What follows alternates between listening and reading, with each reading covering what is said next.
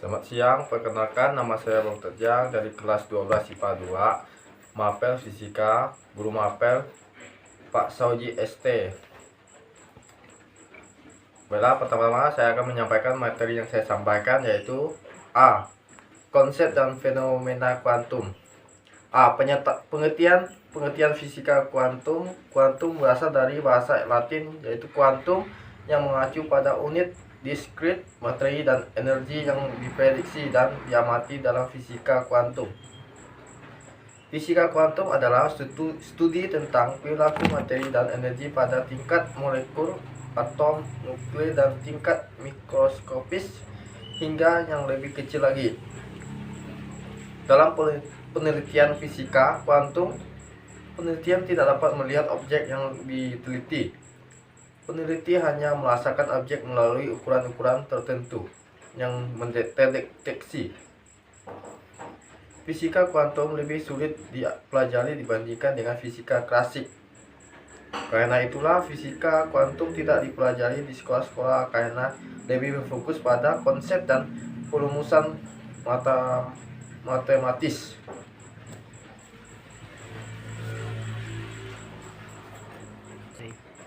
Baiklah, materi yang kedua yaitu B.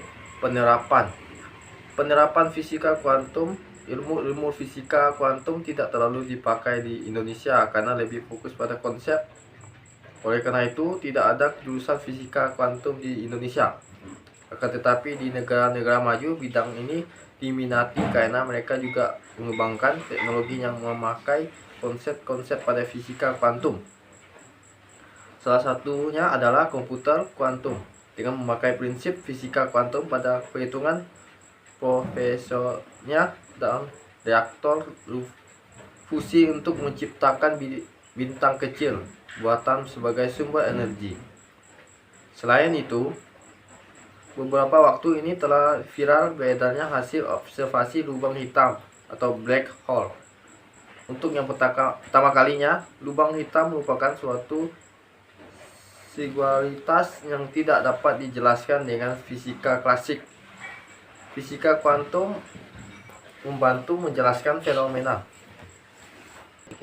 C. Rumus nilai beda potensial tergantung dari intensitas cahaya yang diberikan, sehingga energi kinetik maksimum dari efek fotosintesis dapat dituliskan sebagai berikut.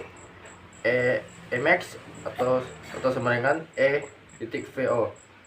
Keterangannya E. Muatan elektronik. VO adalah potensial Henry atau volt.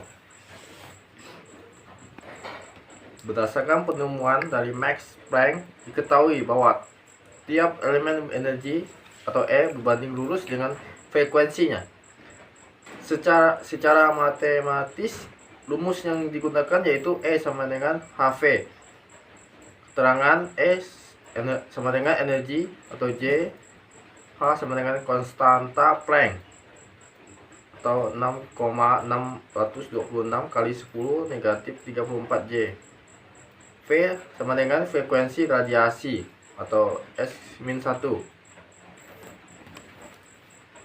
Berdasarkan penemuan efek fotosintesis oleh Albert Einstein, menjelaskan jika cahaya terdiri dari partikel-partikel foton yang energinya sebanding dengan frekuensi cahaya. Hal ini berarti jika frekuensi tinggi, maka setiap foton memiliki energi yang tinggi juga, sehingga mampu melepaskan elektron. Hal tersebut menyebabkan arus meningkat yang secara sistematis dapat dituliskan sebagai berikut. E sama dengan HV atau E sama dengan C/A. Keterangannya E sama dengan energi, H sama dengan konstanta Planck, P sama dengan frekuensi radiasi, C sama dengan kecepatan cahaya dalam vakum. 3A adalah sama dengan panjang gelombang. Hubungan antara energi foton, fungsi kerja, dan energi fotolistrik bisa dituliskan sebagai berikut. EK sama dengan X min W. EK sama dengan H.F min H.FO. Keterangannya E sama dengan energi foton, F frekuensi foton, FO sama dengan frekuensi ambang, EK energi kinetik, W energi ambang. Elektron atau fungsi kerja. Bagian D, teori kuantum. Pada tahun 1900, seorang fisikawan asal Jerman, Max Planck, muncul dengan gebrakan baru yang menjadi awal munculnya fisika modern. Planck mampu menjelaskan permasalahan bencana ultraviolet yang sebelumnya tidak mampu dijelaskan oleh ilmuwan-ilmuwan lainnya.